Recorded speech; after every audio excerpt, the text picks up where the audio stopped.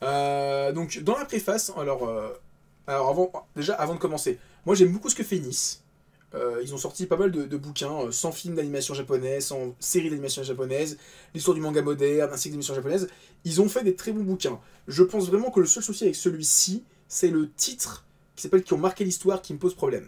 Parce que dans la préface, on dit qu'il faut prendre en compte l'histoire japonaise et l'exportation, à savoir la France, deuxième consommateur de manga. Et déjà là, ça me gêne un petit peu, car on n'a pas forcément la même histoire du manga entre le Japon, qui a quasiment un siècle d'histoire du manga, et si on remonte à Hokusai, encore plus, et nous, en Europe, on est juste des consommateurs qui avons reçu, on va dire, l'exportation en fait. C'est juste un produit qu'on nous a envoyé, mais sans connaître forcément cette histoire du Japon. Et on l'a même pas vécu. Genre, on n'a pas vécu Hiroshima et Nagasaki comme l'ont vécu des auteurs et les descendants des lecteurs. Et en plus, même en Europe, on n'a pas été marqué de la même manière. En France, on a été marqué par Senseiya, par Dragon Ball, par Hokuto no Ken. En Italie, ils sont ultra fans de Gonagai, alors que nous, en France, il y a Goldorak et c'est tout. En Italie, si je dis pas de bêtises, ils ont eu beaucoup de titres de Gonagai qu'on n'a pas forcément eu, nous, en France. Donc, est-ce que... Est-ce qu'on fait 100 titres qui ont marqué, avec ce titre, qui ont marqué l'histoire du monde, du Japon ou de la France? Rien que ça, déjà, ça change complètement la physionomie du livre. Mais bon, vous allez voir, on y reviendra un petit peu plus tard, parce que quand on va analyser les 100 titres qu'ils ont annoncés... alors, par contre, je salue tout de suite le travail, parce que on est quand même sur un livre qui va essayer de te présenter 100 séries sur plus ou moins 60-70 ans d'histoire. Il y a du shonen, du shoujo, du seinen, du josei. Moi, je maîtrise pas forcément tous ces titres. Il y a plusieurs intervenants, il y a plusieurs contributeurs, chacun avec ses spécificités. Moi, par exemple, je sais que je suis pas un grand lecteur de shoujo, donc forcément, il y a plein de titres dans ce livre, à peu près un quart que j'ai pas lu.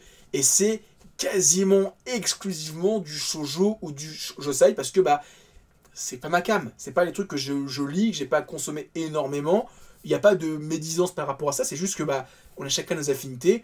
Moi, je sais que je suis plus un lecteur de shonen qui tend vers le seinen, un peu de shoujo, mais c'est vrai que le shoujo, j'en ai pas lu des masses. J'en ai quelques-uns là, mais je pourrais pas dire oui, c'est eux les incontournables, parce que c'est que ce que j'ai lu, j'en ai pas lu assez pour dire non, celui-là, il est vraiment au-dessus du lot, il a marqué l'histoire. Je ne saurais pas le dire. Par contre, je continue à lire, à lire mes notes. Avant de commencer dans le vif du sujet, personnellement, moi je trouve que c'est ça bizarre d'intégrer des séries aussi dedans qui ont moins d'une dizaine d'années dans cette sélection, car pour moi, des mangas qui ont marqué l'histoire, ça doit aussi être des mangas qui ont laissé le temps, qui ont marqué, qui ont laissé un héritage. C'est pas des séries qui ont 2 ans, tu peux pas dire ah ce manga il est trop bien, il a 2 ans. Oui, mais tu te rends pas compte si peut-être le manga que tu as mis dans cette sélection, ça se trouve dans 10 ans on n'en parle plus. On sait pas. On sait pas de quoi sera fait demain. Alors que des mangas qui ont 50 ans, si on en parle encore aujourd'hui, c'est qu'ils ont marqué l'histoire, c'est qu'ils ont laissé un héritage. On parle de Hokuto no Ken, de Sensei, de Dragon Ball, de One Piece, même si One Piece n'est pas terminé, mais voilà, vous avez compris l'idée. C'est des mangas qui sont vieux, qui ont marqué l'histoire. Genre quand on parle de Gonagai, on parle de Devilman, de Goldorak, de Mazinger Z, Tezuka, Shotaro Shinomori, il y a plein d'auteurs qui ont marqué l'histoire. Moi, quand je vois des mangas qui ont moins de 10 ans, me dire qu'ils ont marqué l'histoire, qui ont marqué, qui ont été populaires en leur temps, mais il y a des mangas, vous allez voir dans la sélection, pour moi, ils sont déjà oubliés. Alors que je comprends pas qu'on les ait mis dans cette sélection. J'ai l'impression que des fois, on mélange à la fois des mangas qui sont marquants aujourd'hui, mais pas des mangas qui ont marqué l'histoire. Pour moi, il faut faire ce distinguo-là, et c'est un peu dommage de ne pas avoir commencé le livre avec au moins une définition de qu'est-ce que pour eux un manga qui a marqué l'histoire. Parce que je pense que chacun des contributeurs a une vision différente. Pour moi, c'est vraiment des mangas qui ont laissé un héritage aux générations futures. Et donc forcément, un manga plus récent n'a pas encore laissé cet héritage parce que il est trop récent. Je remarque aussi que dans leur section, ils ont fait le choix de choisir qu'un seul titre par auteur, ce qui est pour moi pertinent parce que pertinent et en même temps un peu con, parce qu'il y a des auteurs où forcément ils ont fait plein de choses et donc tu vas vite truster le compte avec 50 titres, genre Tezuka. tu peux mettre 4-5 titres dedans qui ont marqué l'histoire. Et c'est dommage parce que sur 100 titres, t'en mets déjà 5-6 pour Tezuka et bah tu te gâches le planning. Pareil sur Oshinomori, pareil pour Gonagai. Donc mettre un seul titre par auteur, c'est sympa, mais en même temps, c'est peut-être se mettre une épine dans le pied parce que, on en parlera un petit peu après, vous verrez. Mais en tout cas, voilà. Encore une fois, je ne veux pas taper dans l'ambulance, je ne veux pas dire « Ah, ils ont mal fait leur boulot, etc. » C'est compliqué. Je pense qu'il y a plusieurs paramètres qui sont pris en compte que je n'ai pas en tête. Mais en tout cas, je salue quand même le travail d'édition, le travail d'avoir essayé de faire une sélection qui est quand même variée, qui m'a fait découvrir les titres que je vais essayer de découvrir durant l'année prochaine.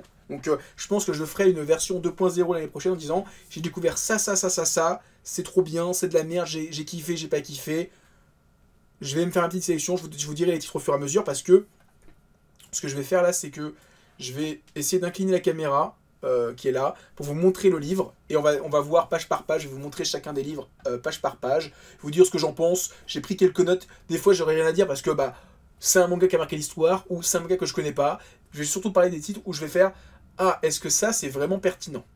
Voilà, c'est plus là-dessus qu'on va pouvoir discuter un petit peu. Donc laissez-moi un instant, j'attends juste une réédition de Devilman pour faire fermer leur bouche aux spéculateurs.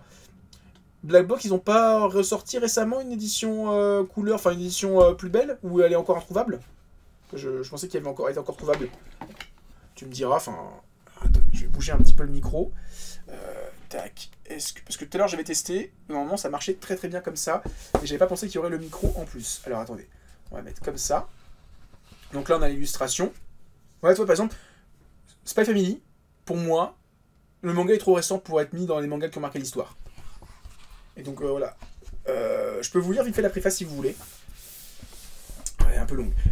Leiji Matsumoto, Kazuo Umez, Katsuhiro Otomo, Hiromu Arakawa. Oh non, c'est trop long, il y a beaucoup trop de texte. Voilà, je vais comme dire la fin. Sélectionner 100 titres dans cette production grandissante, c'était un peu se lancer un défi. Celui de tenter de tracer les contours d'un art gigantesque, c'est aussi faire des choix. Pourquoi tel titre et pas tel autre? Où commencer notre histoire? Si je sélectionne cette série qui comporte déjà 42 volumes, compte-t-elle comme 1 ou 42? Alors j'ai pas trop compris. Bah, tu parles d'une série, pas d'un tome. Enfin, j'ai l'impression qu'ils ont confondu BD et manga parce que des BD, tu peux te dire qu'un album est une histoire indépendante, comme Astérix ou Tintin. Dans les mangas, bah, y a une continuité, donc tu peux pas dire que le tome 27 de Dragon Ball, c'est juste un volume. C'est un volume dans une série. Donc j'ai pas trop compris leur question. Cette dernière question mise à part, il a fallu pour ce livre poser quelques jalons, notamment chronologiques, ici de 59 à 2019, soit 60 ans de manga en 100 titres, qui nous font vibrer, nous étonnent, nous font voyager ou simplement rêver. Shonen, shoujo, seinen, josei, autant de titres à explorer, de portes à ouvrir, d'univers à découvrir. On dit qu'il faut de tout pour faire un monde, c'est aussi vrai pour le rayonnage de nos bibliothèques. Donc voilà. Parce que moi j'ai le nez qui me gratte, c'est un truc de fou. Oh purée, j'ai un mouchoir. Je vais boire un petit verre d'eau. On va encore parler pendant longtemps. Et là, on est parti pour découvrir 100 titres qui ont marqué l'histoire, avec des choix plus ou moins que je suis pas forcément d'accord. Ouais. Je vais faire comme ça. Ah, ça va peut-être plus simple pour moi. Voilà.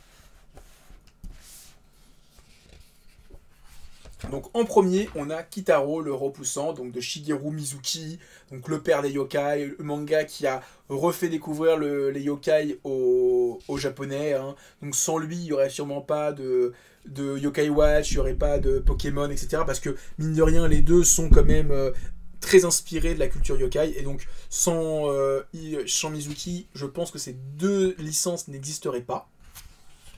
Ensuite, on a Ashitanojo, de Tetsuya Shiba et de... J'ai oublié le nom de l'auteur, c'est Sao Takamori. Que dire? C'est le précurseur du Shonen Neketsu, le manga qui a marqué une génération au Japon. Quand un personnage est décédé dans le manga, il y a eu des funérailles nationales au Japon. Est-ce que c'est un manga qui a marqué l'histoire? Je pense que oui. Genre, quand tu vois le nombre de mangas qui en parlent, qui l'évoquent, genre, encore aujourd'hui, je lisais un tome de je sais plus quelle série, et il parlait de Joyabuki. Genre, je dis purée, encore. C'était dans quoi que je l'ai lu? Je l'ai lu aujourd'hui, c'était Asadora. Asadora de Naoki Urasawa, il parlait encore de Joyabuki. Ensuite, Phoenix, donc pour représenter Tezuka, Phoenix, son chef-d'œuvre. On pourrait se dire, est-ce que pas Blackjack, Dororo peut-être un peu moins, mais j'avoue que ça serait entre... Moi, j'aime beaucoup Bouddha. Est-ce que c'est son meilleur manga? Je sais pas. Est-ce qu'il a marqué l'histoire? Je pense pas. Blackjack, c'était un petit peu l'entrée dans le monde un peu plus sombre pour Tezuka. On aurait pu mettre La Nouvelle Île au Trésor, qui est le manga qui a marqué le début du nouveau manga, parce que finalement, La Nouvelle Île au Trésor, c'est un peu le truc qui a chamboulé tout le monde au Japon, qui a changé un peu l'industrie. Mais bon, je sais que Phoenix, c'est son chef-d'œuvre inachevé. Mais bon, est-ce qu'il est sorti en 67? J'ai un doute. Je crois qu'il est sorti bien après. Parce que là, toi, il met 67. Mais Tezuka, il a pas fait Phoenix en 67, hein, il l'a fait des années plus tard. Hein, il l'a fait dans les années 80, je crois, si je dis pas de bêtises. Hein. 67, c'est plutôt Astro Boy. Toi, Astro Boy, ça aurait pu être marquant. C'est la grosse série qui l'a fait populariser. Ensuite, on a Doraemon, manga humoristique aux 70 tomes, où il y a eu moult films d'animation. Pareil, populaire au Japon, en France, un peu oublié. Il y a quelques fans qui connaissent, mais c'est pas le manga du siècle en France. Ensuite, Lone Wolf and Cub, hein, une œuvre cultissimement culte aussi, hein, qui est réarrivée chez nous il y a quelques années, dans une édition de très belle facture, et qui a marqué, enfin, qui a inspiré pas mal de films de samouraïs et de cow-boys, notamment récemment The Mandalorian, où il y a des plans qui sont limite des plans copier-coller du manga. On arrive on arrive à Go Nagai avec Devilman, et là, il y a la première interrogation. Go Nagai, qu'est-ce qui a le plus marqué l'histoire? Devilman, qui a inspiré tout ce qui est Parasite, Berserk, ou Mazinger Z, qui a été le manga qui a remis au goût du jour les mangas de robots au Japon, qui est arrivé chez nous sous la porte de Goldorak, la troisième série qu'a créé Go Nagai, donc Greninja, UFO Robot Greninja au Japon, qui a marqué une génération en France. Là, la question peut se poser, hein, parce que j'avoue, Go Nagai, tu me dis le manga qui a le plus marqué les esprits, Devilman, Mazinger Z, l'un ou l'autre, c'est un peu compliqué, hein, c'est vraiment, si tu choisis un des deux titres, tu sais que tu vas te mettre à dos l'autre. Et pareil, il a fait Cutionné, qui a marqué les esprits sur le Ecchi, il a fait L'école impudique, qui a montré que le Shonen Jump, c'était un manga irrévérencieux, il a essayé de forcer le trait en mettant des gens qui saignaient en se chiant dessus. Ouais, il y avait quand même pas mal de choses à dire sur Go Nagai, mais c'est compliqué. Un seul titre par auteur, ouais, son meilleur titre c'est Devilman, ça c'est sûr.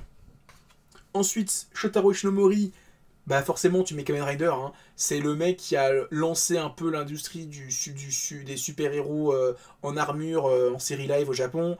C'est lui qui a créé les Super Sentai, c'est lui qui a créé les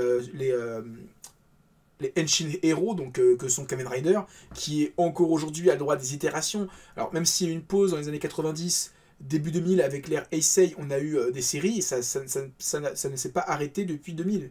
Donc je crois qu'on est à plus de 25 saisons de Kamen Rider post-2000. Et si tu comptes les séries des années 80, on doit être à 35-40 saisons. C'est un truc de fou.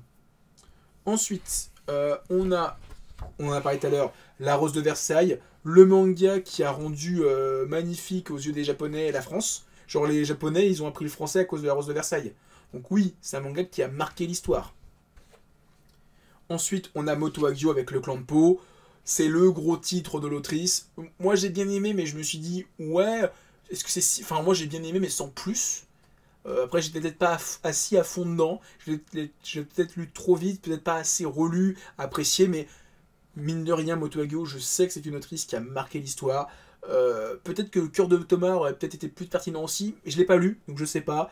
Mais en tout cas, le clan de Po, très très beau titre.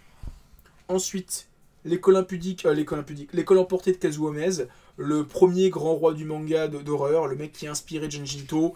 Voilà, il a marqué l'histoire. C'était l'un des premiers isekai de l'histoire, mine de rien, l'école impudique. Et c'est un manga qui a inspiré un grand auteur. Donc il a laissé un héritage, donc il a marqué l'histoire, mine de rien. Ensuite, alors là, pareil, j'ai un petit doute. C'est Lorsque nous vivions ensemble, de Kazuo Kamimura. Moi, j'avoue que c'est pas le titre qui m'a le plus marqué de l'auteur. J'ai lu tout ce qui est sorti en France, et c'est pas le titre qui m'a le plus marqué. J'ai plus de sympathie pour Lady Snowblood, qui a inspiré Kill Bill, mine de rien. Après, je sais que l'auteur dit... Alors, l'auteur dit à la fin de son histoire... dans les textes. En 72, Kazuo Kamimura commence son plus grand classique, Lorsque nous vivions ensemble, et Lady Snowblood. Manga historique sur les thèmes de la vengeance qui dessine d'après sa note de Kazuo Koike. Cette seconde série fera sa renommée à l'international, notamment auprès des passionnés de cinéma qui découvrent Maiko Keiji dans le rôle principal. L'actrice incarne également Kyoko dans la première adaptation de Lorsque nous vivions ensemble à l'écran. Cependant, auprès des lecteurs de manga de l'époque, c'est surtout cette dernière œuvre qui fait sa légende. La série étant bien plus personnelle et proche du quotidien de ses lecteurs, c'est avec ce récit de vie commune que Kazuo Kamimura s'impose comme l'un des auteurs les plus influents du média, un homme qui a érigé le manga au rang d'art. Aujourd'hui, Lorsque nous vivions ensemble, est bien plus qu'un merveilleux témoin de son époque, c'est une œuvre puissante sur l'amour et la jeunesse. Donc, j'avoue que mon explication, je fais ok, je comprends, mais j'ai toujours eu l'impression que le manga le plus célèbre de Kamimura, c'était vraiment Lady Snowblood. Voilà. Après, voilà, je crois ce qu'il me dit, mais c'est vrai que je me suis dit, j'aurais quand même mis Lady Snowblood, personnellement. Genji Hiroshima, pareil, je sais que Dark Juju, Capsule Manga, on a fait une vidéo. J'ai tous les tomes, je les ai toujours pas lus, honte à moi, mais je sais que c'est un manga qui a marqué en son temps. Captain Albator, est-ce que j'ai besoin de dire quelque chose dessus? Captain Harlock, Albator. Voilà, rien d'autre à dire dessus, hein, c'est très très bien. Alors là, pareil, Destination Terra, je sais que c'est un manga qui est très attendu par les fans. Quand il est sorti, les gens étaient fans de l'anime. Je sais que son autrice, qui s'appelle, excusez-moi, Keiko Takemiya, elle a fait plein de mangas, notamment un qui a inspiré Berserk.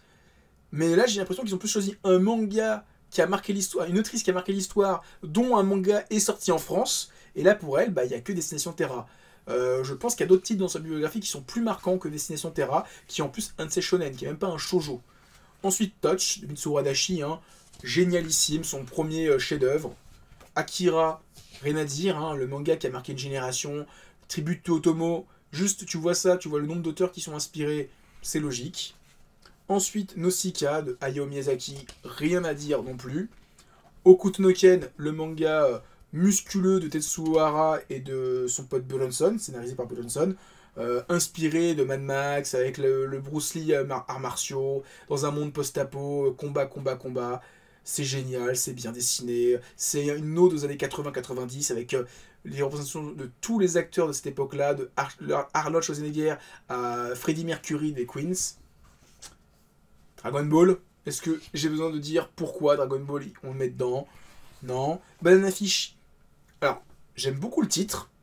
Mais est-ce qu'il a marqué l'histoire? Parce que j'ai l'impression qu'il n'était pas connu avant sa réadaptation, enfin son adaptation d'animé il y a une dizaine d'années, qui a remis le manga au goût du jour. Je sais pas trop vous dire. Là, j'avoue que je me rends pas trop compte. City Hunter, comme Hokuto no Ken, hein, un produit de son temps. Mais des fois, je me dis, est-ce que City Hunter a tant marqué l'histoire que ça? J'adore le titre, mais est-ce qu'il a tant marqué l'histoire que ça? Alors, il faudra peut-être que je prenne le temps de lire les petites notes, j'ai pas tout lu, excusez-moi. L'homme sans talent, voilà, donc de Monsieur Tsuge. Pareil, le manga est très bien, mais est-ce qu'il a marqué l'histoire? Je me pose la question, parce que est-ce que l'homme sans talent a marqué l'histoire du manga? Je me pose la question. Crying Freeman, personnellement j'aurais mis Sanctuary, voilà, du même auteur, donc Monsieur Ikigami. Jojo Bizarre Adventure, un des shonen qui a contribué à son évolution, hein. Mine de rien, avant Kutonoken, les personnages étaient un peu moins intellectuels dans leur combat, c'était plus des gros bourrins. Après Jojo, les stands, etc., c'est devenu un peu plus cérébral. Five Star Stories, j'ai pas lu assez lu le manga, j'ai lu un tome ou deux pour avoir un avis si c'est bien ou pas, mais je sais que ça a une grosse communauté qui attendait le manga avec impatience, donc il a quand même marqué l'histoire. Mais est-ce que le manga a marqué l'histoire ou l'animé? Je pose la question. Parasite, génial. C'est quand même le manga sur cette cohabitation entre un être et un humain qui a inspiré tout ce qu'il y a eu ensuite, hein, de Tokyo Ghoul avec des titans. On peut dire qu'il y a une inspiration derrière Parasite. Berserk, hein, le manga de Dark Fantasy par excellence, hein, qui a marqué son temps et qui a marqué les gens avec le décès de son auteur. Ghost in the Shell, alors Ghost in the Shell c'est pareil. Est-ce que les gens sont fans du manga ou du film d'animation? Parce que moi, je suis plus fan du film d'animation Ghost in the Shell, des séries animées Ghost in the Shell, que du manga. Et pour moi, je pense que le film a plus marqué son histoire que le manga. Le manga, il est imbitable. Il y a trop de texte, il y a trop d'explications, c'est insupportable à lire. Pink, je n'ai pas lu, je n'aurai pas d'avis dessus. Gun, c'est un peu pareil, Gun, ça marque, c'est bien. Ça a marqué son temps, mais est-ce que c'est resté dans l'histoire? J'ai pas l'impression que les gens... c'est connu par une petite communauté, mais pas plus que ça. Donc je me pose la question. Sailor Moon, l'un des gros... manga de Magical Girl qui arrivait chez nous avec l'animé. Je peux comprendre qu'il a marqué l'histoire. Hammer Béton, c'est pas mon titre... Enfin, c'est pas mon titre préféré de l'auteur, Taiyo Matsumoto. Je pense qu'il y avait d'autres titres à mettre dans la sélection. Peut-être un Sony plus intime ou un ping-pong plus incroyable graphiquement.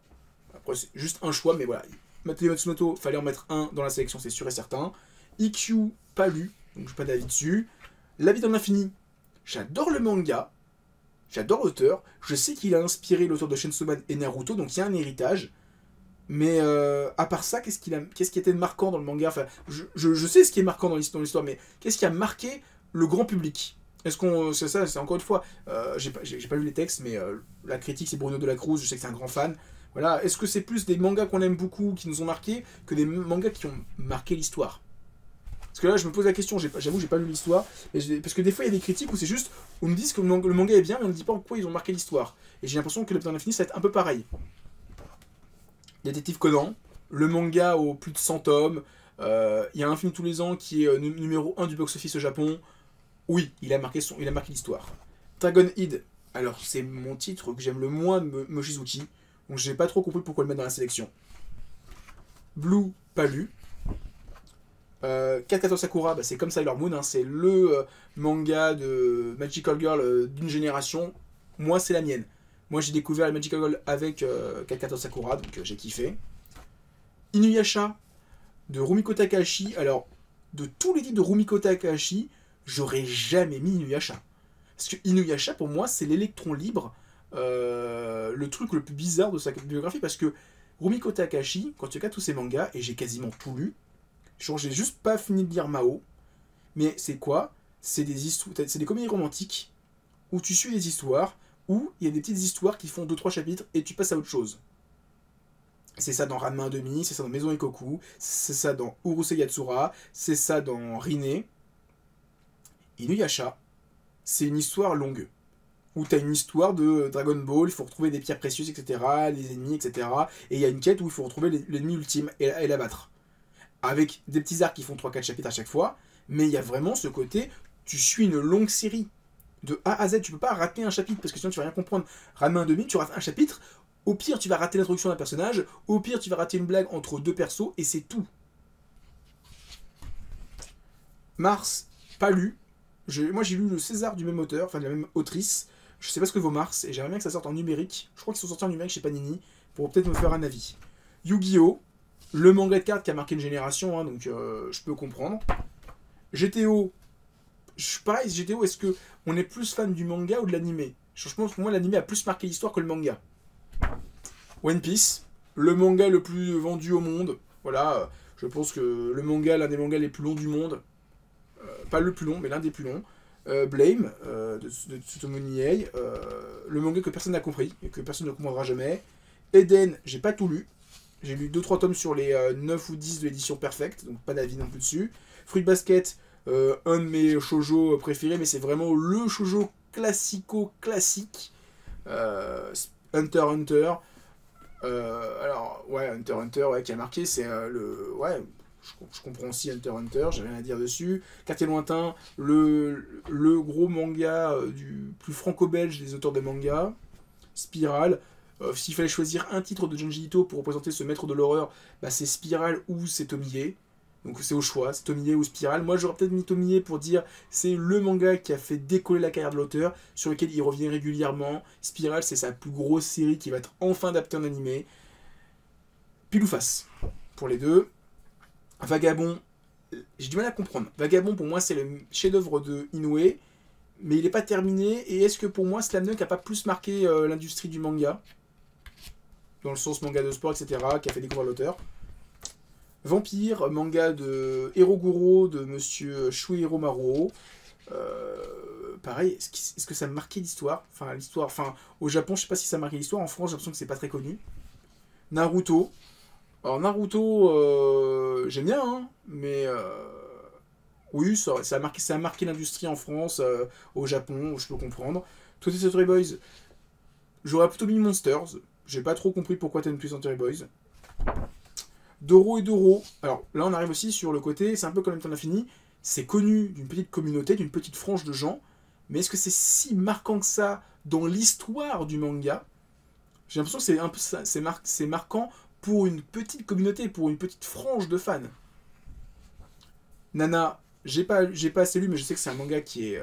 Enfin, j'ai lu un tome ou deux, je sais que c'est un manga qui est incroyable. Et c'est un peu le problème, Nana, c'est. J'ai envie de commencer, mais comme je sais que le manga n'est pas terminé, ça va me frustrer d'arriver au tome 20 et de rester au tome 20. Ensuite, Bleach. Alors, Bleach, c'est un peu comme Naruto, mais encore pire, c'est que autant Naruto, on peut discuter, autant One Piece, c'est un peu pas trop débattable, autant Bleach, j'ai plus de mal à me dire que ça a marqué l'histoire. Ça ne veut pas dire que c'est un mauvais manga. FMA, un peu pareil, FMA, c'est un bon manga, mais est-ce qu'il a marqué l'histoire? Académie de Alice, je l'ai pas lu, donc pas d'avis dessus. Ouais, quand on commence à arriver sur les trucs que j'ai pas lu parce que c'est des trucs plus récents et des shoujo. Chocolat et Vanilla, alors moi j'ai lu de la même autrice, elle a fait aussi, c'est Moyoko Hano, elle a fait aussi Sakuran et Colette chez Pika Graphics, qui sont très très bien. Là ça a l'air d'être un peu plus girly, un peu plus mignon, un peu plus enfantin, ça me parle un peu moins. Death Note, ça a marqué son temps quand même Death Note parce que on a quand même une tétrachier de manga shonen où le héros pense à 15 000 trucs en avant, genre j'ai préparé le plan depuis 3 jours, et je savais que tu tomberais dans mon piège. Donc il a quand même modifié un peu l'industrie en son temps. Yotsuba, le manga qui se vend pas en France, je sais pas si c'est si bien que ça au Japon, moi j'ai jamais commencé, ça m'a jamais intéressé.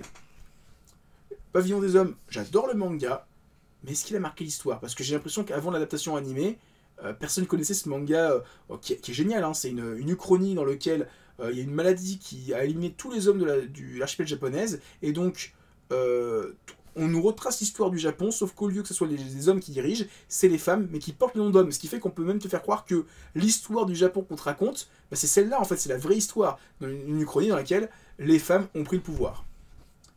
Ensuite, on a Undercurrent, pas lu. Uchijima, j'adore Uchijima. On nous montre une image de la société japonaise qui est pas hyper reluisante à base de gens qui s'endettent et qui vont contracter des prêts. Mais est-ce que c'est si bien que ça? Est-ce que c'est si marquant que ça dans l'histoire? Je sais pas, j'ai pas l'impression. L'infirmerie après les cours, pas lu. Mais je sais que l'autrice est connue parce que j'avais participé il y a quelques années à un jeu de société au Renard Doré. Et on nous avait dit, quelqu'un avait dit, oui, on lui posait cette question, c'était quoi comme type de manga à l'infirmerie après les cours, et le mec qui avait posé qui avait la question dit, ah ouais, je connais, c'est de telle autrice, elle a fait que des shoujo, etc. Et c'était un seinen, je crois. C'est le seul seinen qu'elle a fait dans sa vie, ou un josei, et il était dégoûté parce qu'il était sûr que c'était un shoujo. L'Ichikari Club, j'adore, hein, de monsieur Osamaru Furuya, mais c'est un peu comme Vampire. Est-ce que c'est si marquant que ça, ou est-ce que c'est pas marquant par une petite frange de la population? Voilà. Ensuite, on a Sawako, pas lu. Vinland Saga. Vinland Saga, c'est bien, mais pareil. Est-ce que ça. En quoi ça a marqué l'histoire? Je me pose la question. Black Butler, moi je sais que c'est un manga qui a transformé beaucoup de filles en fans de yaoi.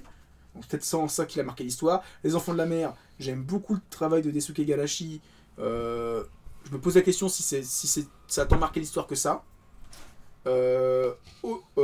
Otome, pas lu. Switch Girl, pas lu. Dans un recoin du monde, pas lu. Voilà, on arrive sur vraiment les pas lus, c'est beaucoup de petits shoujo récents. Bonne nuit Poun Poun de monsieur Inu Asano. Un gros manga qui, moi, m'a beaucoup marqué.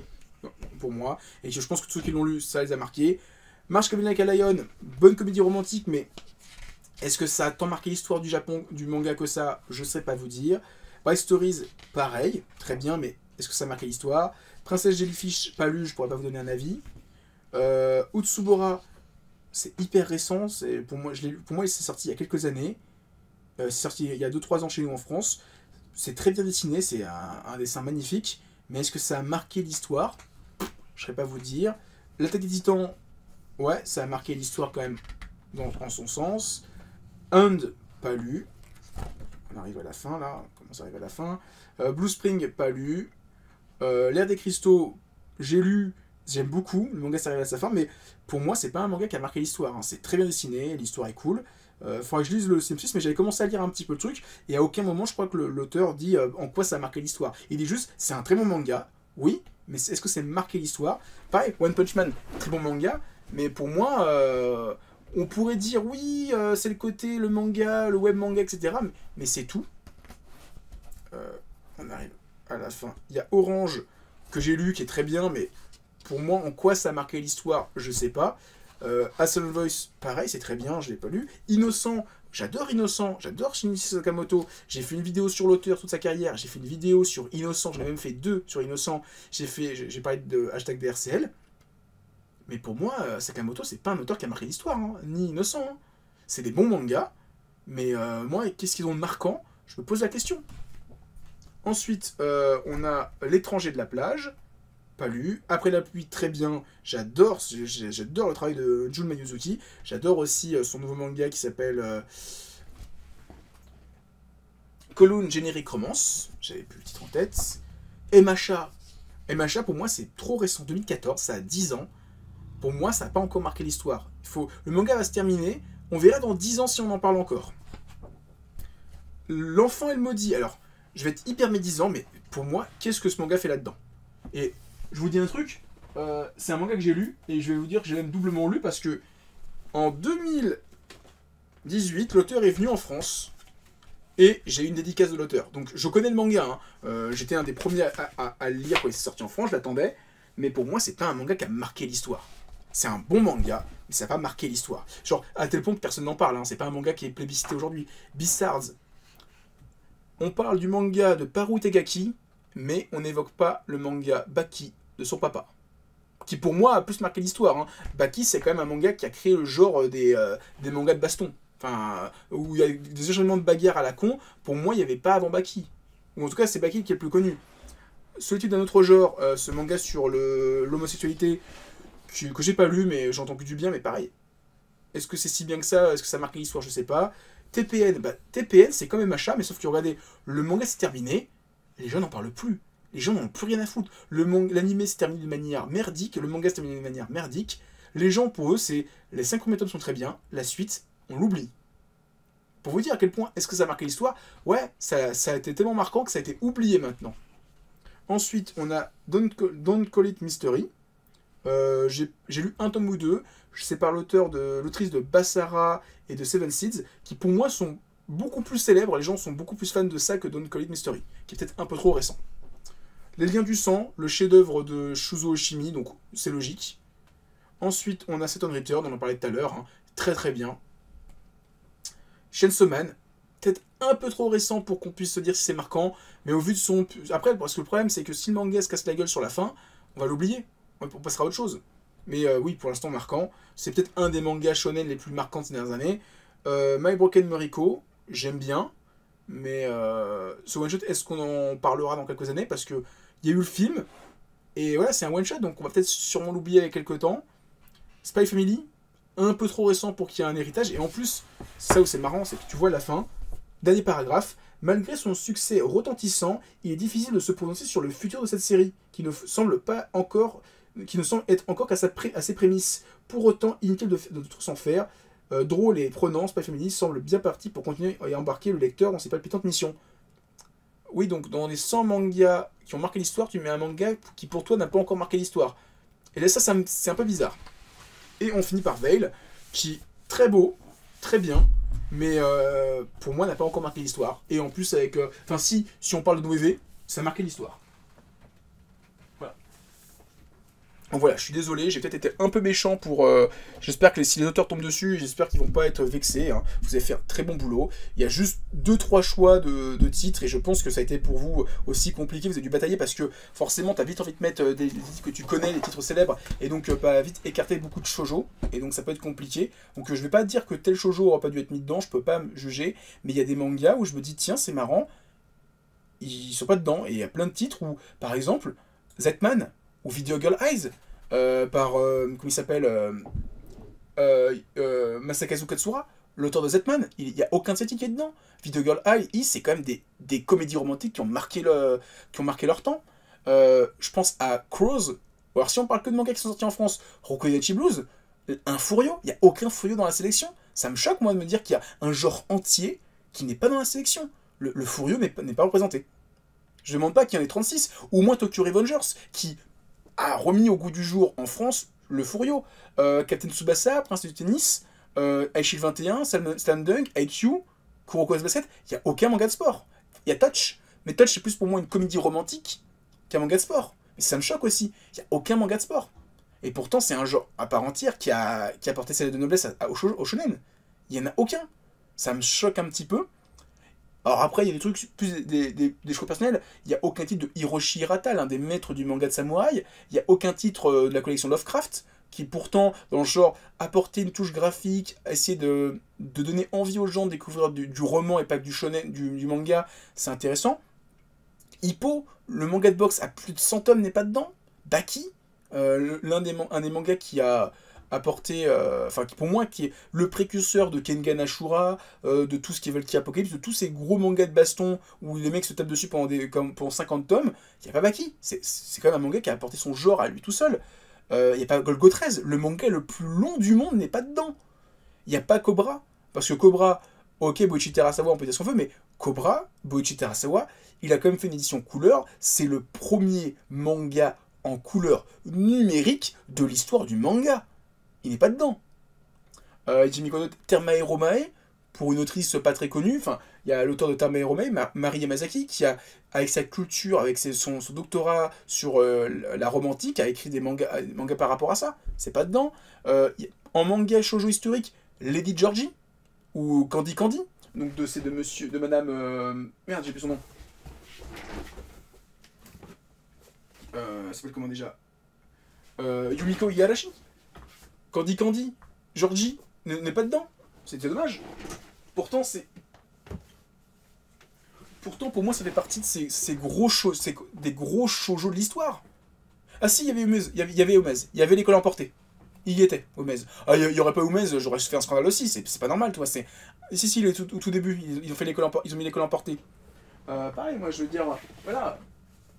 Alors, sans mettre Olympia qui close, mais genre Termae Romae de Mari Yamazaki, c'est très très bien. Je comprends pas que ce soit pas dedans. En plus, ça parlait des cultures des bains, quoi. Donc, t'aurais pu en plus parler de la culture des bains. Après, bon, c'est pas forcément. Genre, tu vois, entre Bright Stories et Termae Romae, pour moi, Termae Romae a plus marqué l'histoire. Personnellement, je préfère Bright Stories, mais je pense que Termae Romae, rien que pour le travail de Mari Yamazaki, etc., c'était important. Y a quoi d'autre? Y a pas Demon Slayer. Genre, moi, entre TPN, MHA et Demon Slayer, je fais plutôt Demon Slayer. Parce que Demon Slayer, c'est quand même le manga qui, en termes de vente, a battu One Piece. C'est la première fois que c'est arrivé de l'histoire du Top Oricon, si je dis pas de bêtises. Hein. Le truc, il a vendu des milliers d'exemplaires par semaine. C'était un truc, un truc incroyable. Ça n'est jamais arrivé dans l'histoire du Japon avant ça. Enfin, de l'histoire du Top Oricon. Si je dis pas de bêtises, pendant 10 ans, One Piece a été indétrôné. Et Demon Slayer est arrivé et il lui a foutu une fessée, des culottés. Le manga, il se vendait par millions d'exemplaires. C'était un truc de malade. Bakwan Reto, genre manga sur les Bosozoku. Rien que pour parler de cette culture-là, voilà. Au pire, si tu parles pas de Furio, parle au moins de ça. Tu peux parler. C'est un peu un manga de Furio et en plus, c'est autobiographique de la vie de l'auteur. C'est quand même intéressant. Fairy Tail, qu'on aime ou qu'on n'aime pas, mine de rien, c'est quand même important. Tu aurais pu mettre un manga français. Genre Radiant, le manga qui s'est exporté au Japon. Voilà. Si on fait un truc marquant en France, parce que c'était que des sélections de mangas sortis en France. Radiant, juste au moins pour mettre le manga français en avant. Dire, en fait, nous on en fait aussi. Il n'y a pas Give My Regards to Blackjack. C'est le. J'ai pas la. Je vais vous montrer. Je dois avoir une image qui traîne. Give My Regards to Blackjack. Tenez, je vous montre ça. Tac. Donc de monsieur Shuo Sato. Le manga, il a marqué les Japonais à tel point que l'auteur, maintenant, le manga est disponible gratuitement au Japon. Genre, tu es au Japon, tu peux le trouver facilement. Et je vois que ça a marqué considérablement l'industrie japonaise au niveau médical. Il n'y a aucun titre de Yas, donc l'auteur de Arion, Venus Wars et Gundam, ne serait que pour Gundam. All Boy, Initial D, Urotsuki Doji. Alors, c'est quand même le premier hentai avec des tentacules, quoi. C'est quand même le manga qui a introduit le principe de mettre des Urotsuki.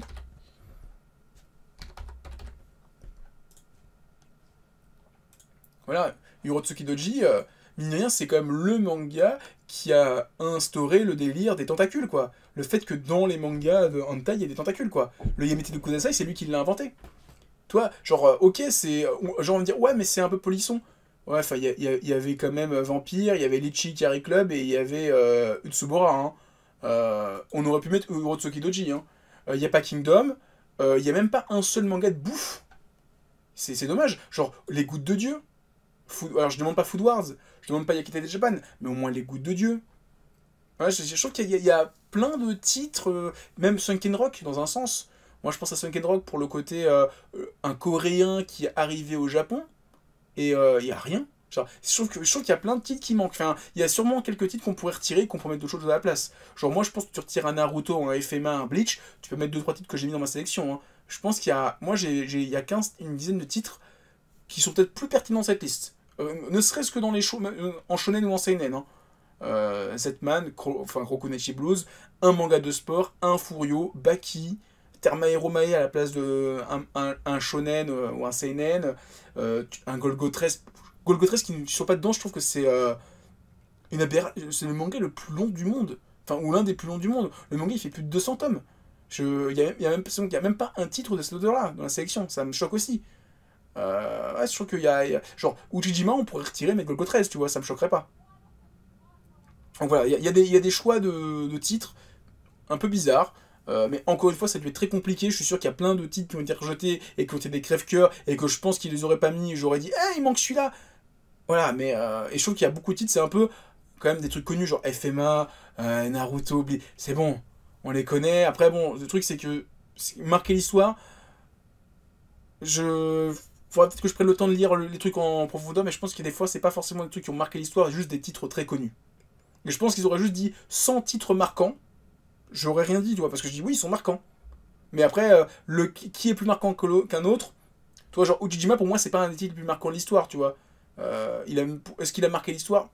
On pourrait se poser la question, tu vois, on pourrait en débattre. Mais voilà. En tout cas, j'espère que ça vous a donné envie. Au moins, prenez-le pour découvrir plein de titres. J'espère que j'ai pas cassé la gueule, j'ai pas cassé le délire de Inis en disant bah les gens ils ont vu les 100 titres et maintenant ils passent à autre chose parce que globalement tu vas en magasin, tu prends une photo, tu prends le sommaire et c'est fini, hein, c'est pareil, hein.